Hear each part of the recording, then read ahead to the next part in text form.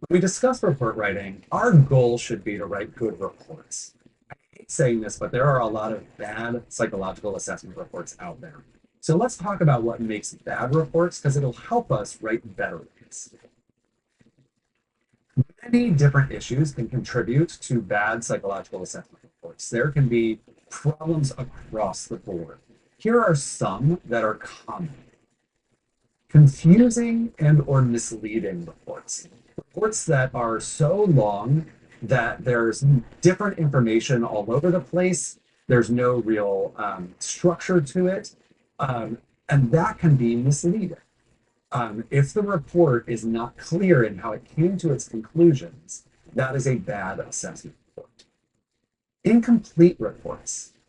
This happens a lot. The report is a proxy for the assessment process. So if your assessment process was incomplete, your report is going to be incomplete.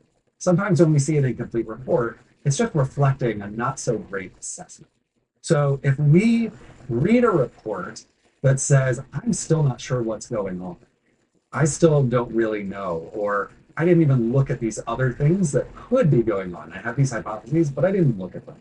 Those are incomplete reports, and they are not helpful to the client in helping them thrive in any way. Vague reports, those reports that fall prey to the Barnum effect, right? Remembering that, oh, you're sad sometimes. You're sad sometimes is true for literally almost every person in the entire world.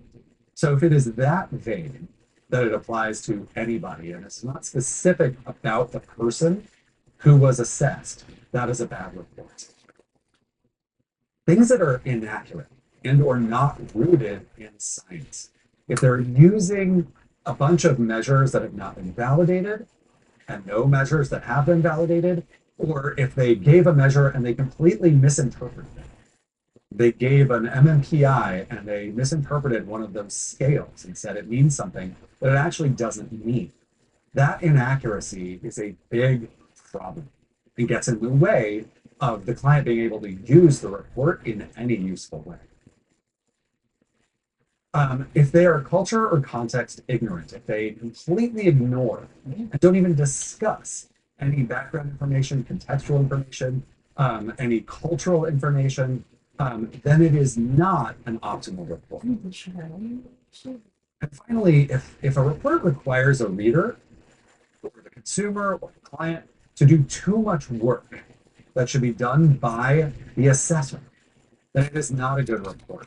I'll give an example. Many reports that I see are written test by test. That means you have a page on what the MMPI says.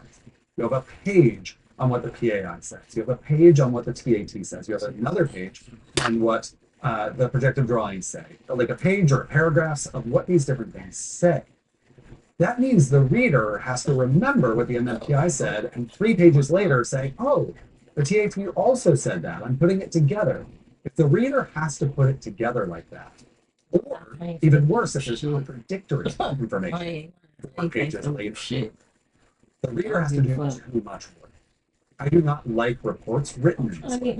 I want my reports written by domain. I want my reports written by theme so that we can say, oh, this person is struggling with low self-esteem.